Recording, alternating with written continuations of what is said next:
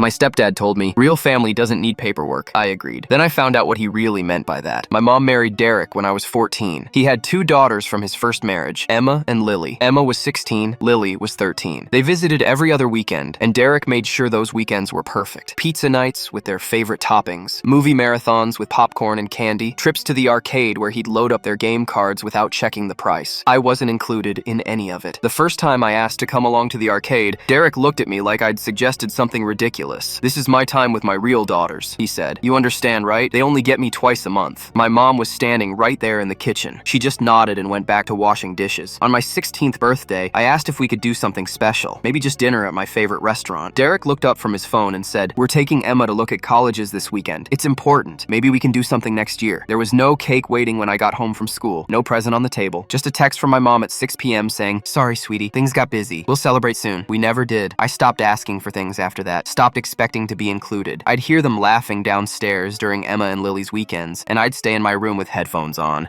It was easier that way. Then one Tuesday afternoon, everything shifted. Derek called me from work, and his voice was frantic. "I need you to pick up Emma from volleyball practice. She's stranded. Your mom's in a meeting and can't leave, and I'm an hour away." I drove 40 minutes across town to get her. When she got in the car, she didn't say thank you, just plugged in her earbuds and stared at her phone the entire ride back. The next week, Derek needed me to dog sit their golden retriever while they took Lily to a concert 2 hours away. The week after that, it was helping Emma move boxes into her college dorm, then painting their new back fence in 90-degree heat, fixing their Wi-Fi router at midnight because Derek couldn't figure it out, running to the store for last-minute dinner ingredients when they had guests coming over. Every single time, Derek would say the same thing. "You're part of this family, right? Family helps family. That's what we do." But I noticed I was only part of the family when they needed something, never when it was time for the fun stuff, never when they were handing out affection or attention or priority. My mom would always add, "It would really help us out," in this tired voice that made me feel guilty if I even thought about saying no. So I never did. I just showed up, did what they asked, left when they were done with me. Then last month, Derek sat me down at the kitchen table with a folder full of paperwork. "I'm updating my will and emergency contacts," he said, spreading out the documents. "I'm listing Emma and Lily as my beneficiaries and emergency contacts, but not you." He looked at me with this expression like he was doing me a favor by explaining. "Real family doesn't need paperwork to prove they care. You get that, right? This legal stuff is just formalities. What matters is how we treat each other day to day." I nodded slowly. "Yeah, I get it." That night, I went upstairs and blocked all their numbers. Derek's cell, Emma's cell, Lily's cell, even blocked my mom's number. Then I packed a bag and went to stay with my dad across town. He'd been asking me to live with him for years, but I'd always felt too guilty to leave my mom. Not anymore. 3 days later, Derek's car broke down again on the highway. Emma called from my mom's phone, her voice high and panicked because I wasn't answering my own line. "Why aren't you picking up? Dad's stranded and mom's at work. He needs you to come get him right now. Where are you?" I let it go to voicemail. Then I texted back one line. "Real family doesn't need paperwork to prove they care. You get that, right?"